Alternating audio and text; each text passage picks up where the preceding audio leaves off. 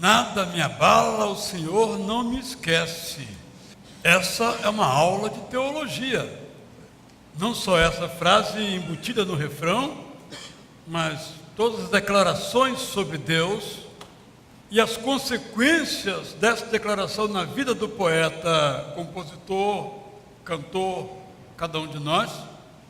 Tudo está eivado de conceitos teológicos muito profundos. Tudo é teológico. Em tudo que fazemos, pensamos, dizemos, há uma teologia que é a nossa teologia, que aprendemos de diferentes fontes, mas se torna nossa propriedade, é o que nós cremos.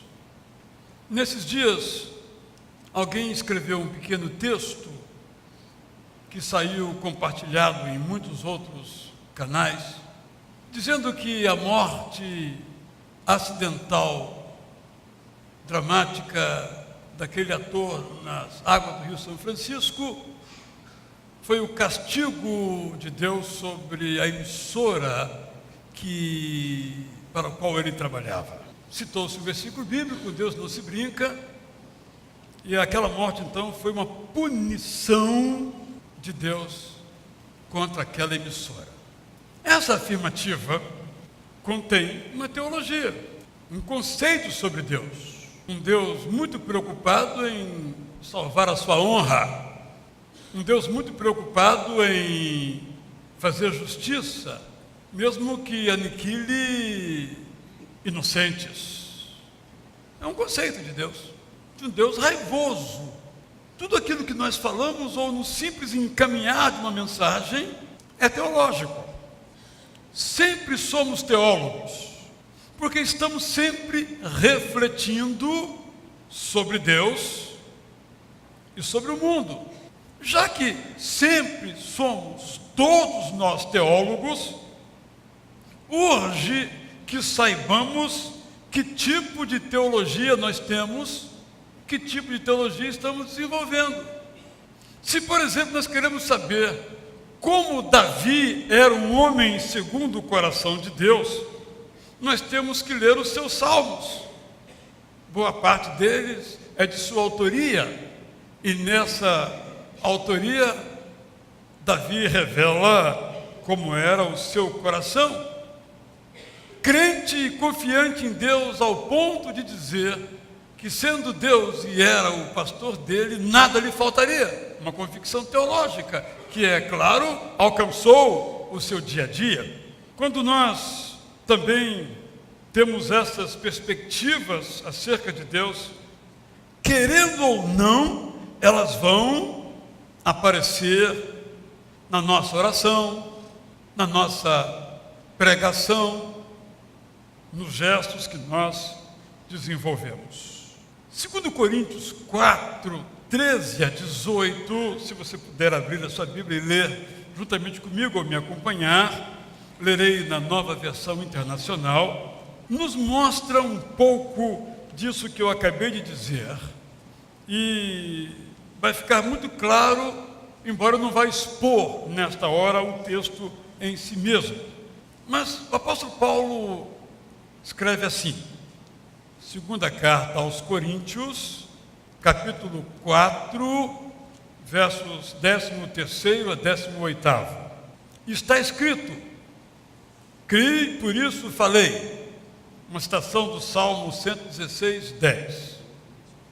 Com esse mesmo espírito de fé, nós também cremos e por isso falamos. Nós falamos, acrescento eu aqui, o que nós cremos. Porque diz ainda o apóstolo Paulo, sabemos que aquele que ressuscitou o Senhor Jesus dentre os mortos, uma crença teológica. Alguns não veem evidência, mas nós cremos que Jesus Cristo foi ressuscitado. E por assim crermos, também afirmamos que Ele vai nos ressuscitar e vai nos apresentar com vocês. O apóstolo Paulo escrevendo aos Coríntios. Tudo isso é para o bem de vocês, para que a graça que está alcançando um número cada vez maior de pessoas, faça que transbordem as ações de graças para a glória de Deus.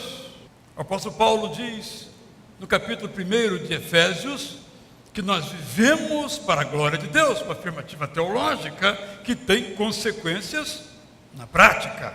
Por isso, por crermos assim, por falarmos assim, por esperarmos assim, olha a importância do que cremos, não desanimamos.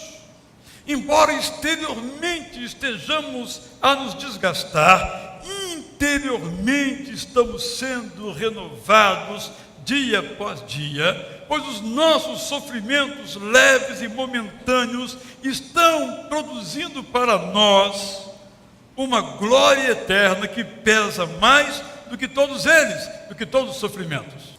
Enfrentar o sofrimento passa pela nossa teologia sobre o sofrimento. Assim, fixamos os olhos não naquilo que se vê, mas no que não se vê, pois o que se vê é transitório, mas o que não se vê é eterno. Por isso eu disse, em primeiro lugar, que a teologia nos mostra que ela está presente em tudo o que pensamos, porque tudo é teológico. Em segundo lugar, a teologia nos lembra que nós somos o que nós cremos. Nós fazemos o que nós cremos. Como está no Salmo já mencionado, 116:10, cremos e falamos. Os apóstolos Pedro e João, no início da igreja cristã, diante de uma circunstância, disseram: olha, nós não podemos deixar de falar do que temos visto e ouvido. Na verdade, nós não conseguimos deixar de falar, de agir segundo o que temos visto e ouvido. A oração que nós fazemos no silêncio do nosso quarto, ou em público, num grupo pequeno ou numa igreja, revela o que nós cremos. Cremos em Deus, por isso oramos a Deus. O conteúdo daquilo que nós cremos está na forma da oração que nós professamos. Se confiamos muito, é porque cremos muito. Nós somos movidos por ideias, sejam elas filosóficas ou teológicas, que vão, essas ideias, estar presentes nos nossos compromissos. E todos nós temos como meta e modo pensar biblicamente, pensar como a Bíblia nos ensina e nos faz pensar. Assim, aquilo que nós compreendemos sobre Deus e suas ações tem um papel muito importante na formação de nossas perspectivas e, a partir daí, na tomada de decisões. Aquilo que nós sabemos sobre Deus moldará o modo como nós nos relacionaremos e nos comunicaremos com Deus. Se Deus é um ser de terror, eu orarei tremendo nas palavras e nos joelhos, com medo do que Ele pode fazer comigo. Mas se eu creio que Deus é firme e gracioso, eu oro a Deus, nos termos da Bíblia também, com ousadia, com intrepidez, ousadia que a graça, porque assim creio, me faculta. Mas se a graça ainda não é uma teologia presente na minha vida, sobra o medo. Eu vou orar a Deus com medo. Em terceiro lugar, a teologia, que é um conjunto de estudos organizados, sistematizados, sobre Deus e sua revelação a nós e o modo como vivemos essa revelação em nossas vidas pessoais, familiares, profissionais e em geral. A teologia nos desafia a refletir sobre aquilo que cremos e por que nós cremos. Quando nós abrimos o livro de Atos, nós observamos que a única condição para uma pessoa ser batizada era confessar a Jesus como Senhor e Salvador. De certo modo, isso não mudou. Essa é a condição.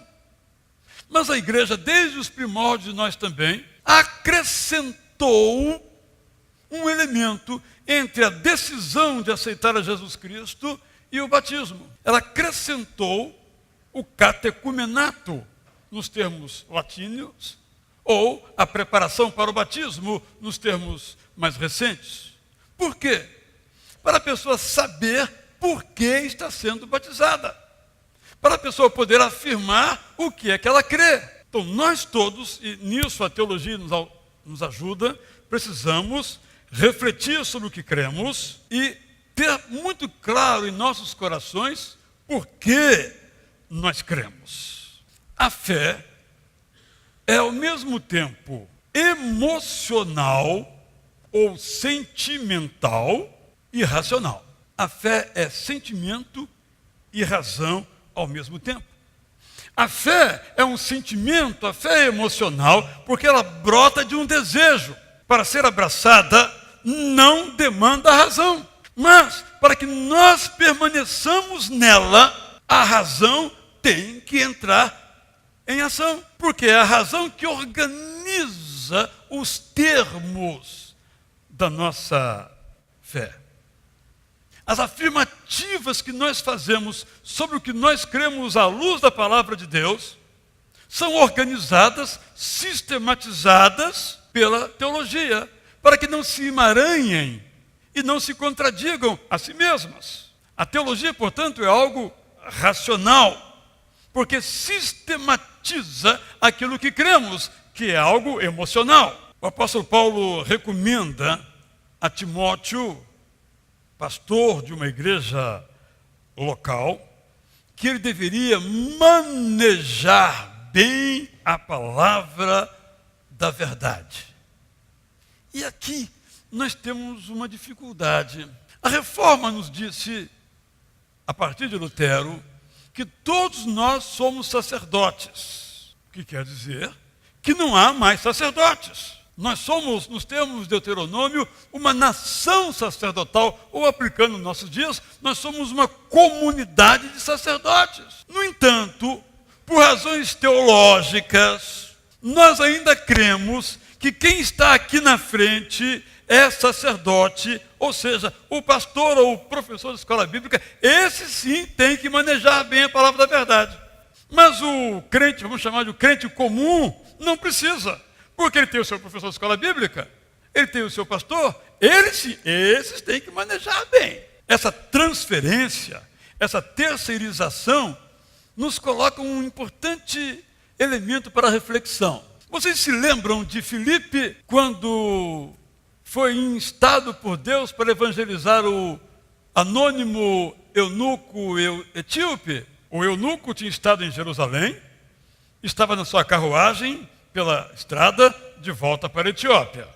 Ao ter recebido os ensinos do judaísmo e possivelmente também do cristianismo naquele momento em Jerusalém, ele foi lendo um rolo, certamente uma parte, alguns capítulos de Isaías, porque o livro é muito grosso e muito caro, impossível uma pessoa possuir todo um manuscrito de um livro. Então ele devia estar com um rolo, com uma parte do livro, estava lendo.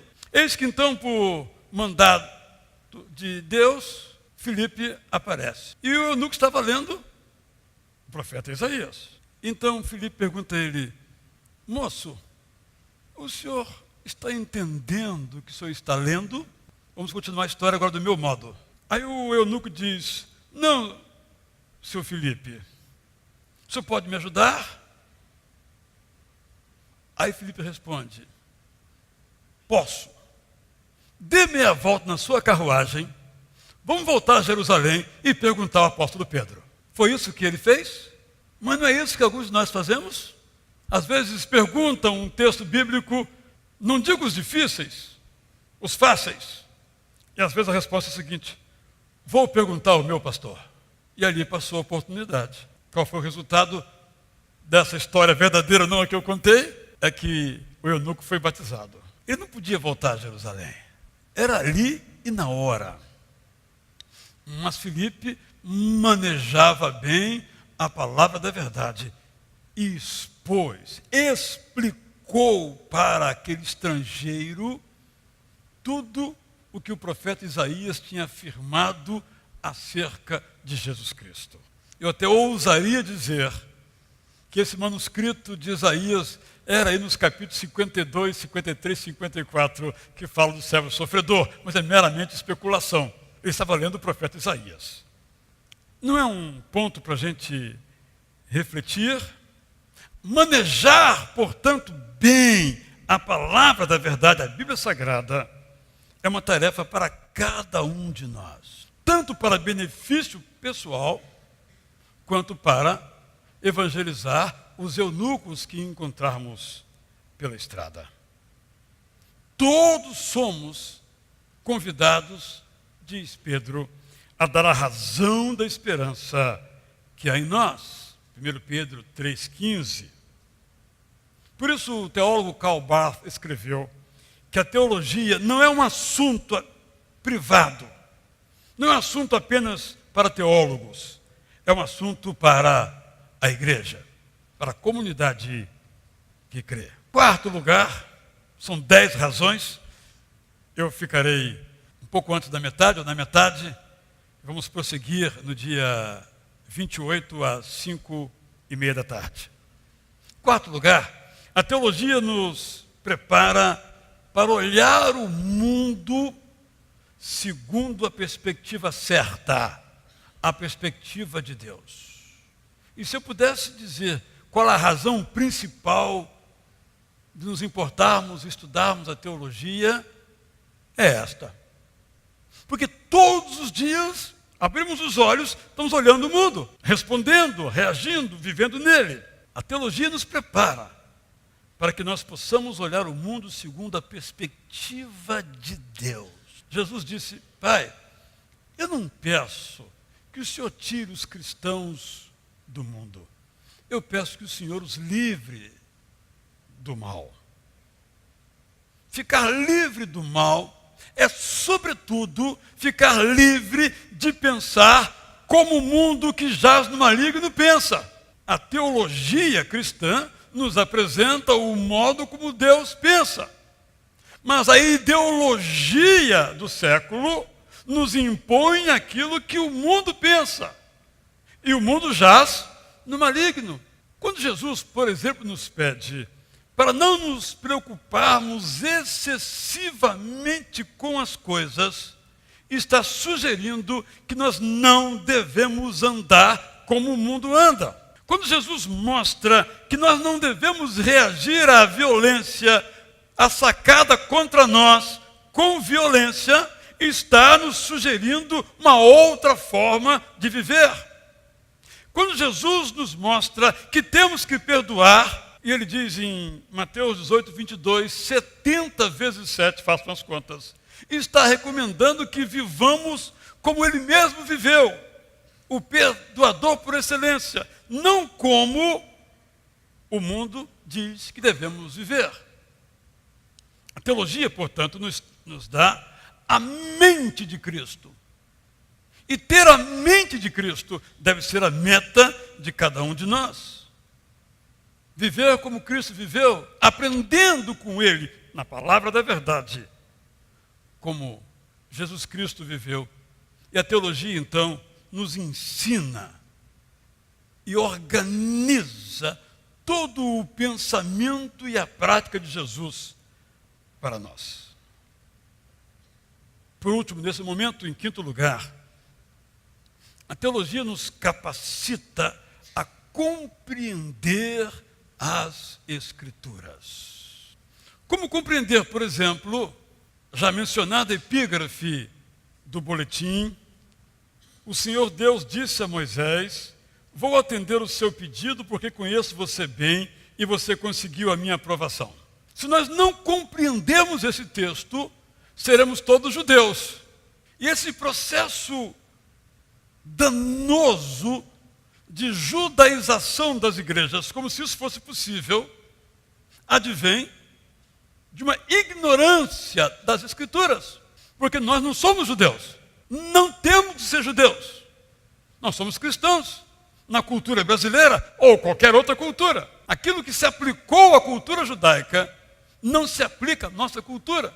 regras do deserto, rurais, não se aplicam ao mundo urbano. Mas não compreendemos as Escrituras, nos acharemos escriturísticos, sendo, na verdade, contra as Escrituras.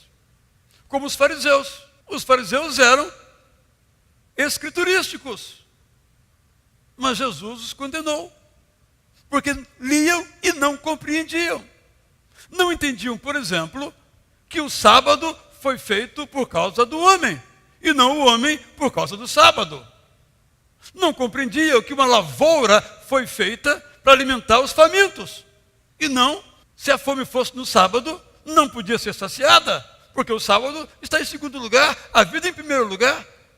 Mas quando não compreendemos as Escrituras, nós fazemos com que ela faça conosco o que Deus não quer que ela faça. Quando nós lemos o primeiro sermão da história da igreja, que está no livro de Atos, capítulo 2, nós observamos que Pedro, que só tinha para citar o Antigo Testamento, citou as Escrituras do Antigo Testamento, nós assim usamos a expressão Antigo Testamento, e as interpretou.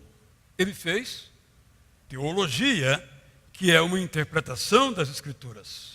Compreender, portanto, o que lemos é uma tarefa para todos nós.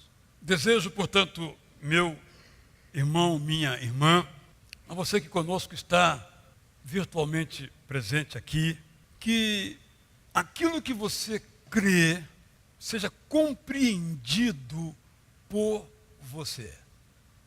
Como eu disse, tudo que nós fazemos advém daquilo que nós cremos. Temos que saber, então, o que é que nós cremos. Qual é a nossa teologia? Para nos preparar, não só para tomar decisões corretas, mas para dialogar com o mundo em que vivemos. Quando a gente sobe no elevador, alguém nos faz uma afirmativa que contém uma teologia. Seja sobre política, seja sobre qualquer evento, ele dá a sua interpretação dos fatos. Ali há uma teologia. Você concorda ou discorda? Dependerá da sua teologia. Quando você está numa sala de aula e o professor exara um conceito, você concorda ou discorda em função da sua teologia. Desde muito cedo, nós somos chamados a interpretar o mundo. E nessa tarefa, Deus nos lega os recursos teológicos, que em nosso caso cristão, consiste sobretudo em conhecer as Escrituras e interpretar as Escrituras. Essa é uma tarefa interceirizável, indeclinável, intransferível. É de cada um de nós. Desejo, repito, que mutuamente nos ajudemos a crescer na graça e no conhecimento. O que quer dizer crescer na fé e no estudo, então, da nossa fé. O nosso testemunho ao mundo da nossa fé passa pela nossa fé. Cremos e falamos. E passa por aquilo que nós cremos, a nossa teologia. Podemos e devemos estar capacitados para dialogar com o mundo em que vivemos, para que a nossa fé, a cada dia, mais forte, mais vigorosa seja. Com humildade, como nos recomenda o hino que vamos cantar agora. Eu não sei por que o amor de Deus se revelou a mim. Eu não sei por que razão o Salvador me resgatou para Ele.